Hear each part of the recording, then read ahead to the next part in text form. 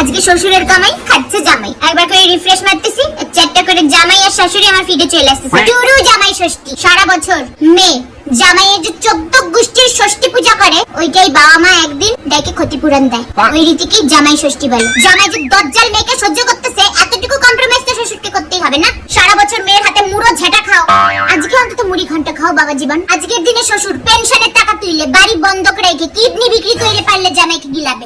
গেল শালা গেল, আমাদের মেয়ের সুখ শান্তি তো গিলছিস, এগুলাও গেল। আমাদের মেয়ের মাথাও যেমন খাইছো, এবার মাছের মাথা খাও। এত আইটেম বানাবে শাশুড়ি যে জামাই না রাক্ষস বুঝে পাবে না। জামাইকে খাওয়ায় আত্মরা না করা পর্যন্ত এই পর্ব চলবে। শোনো, সরকারি জামাইয়ের যে কদর, প্রাইভেট জামাই কিন্তু অত পায় না। আর লাভ ম্যারেজ জামাই তো ছেড়েই দাও, আজকে একটা পাঠা আরেকটা পাঠার দিকে তাকায় থাকবে না। লাভ ম্যারেজে শ্বশুর জামাইকে পাঠাই মনে করে। এখন স্কুলের টিচারদের এবার জামাই ষষ্ঠী হয়েছে, কিছু লোক আছে আবার বৌমা ষষ্ঠী পালন করে।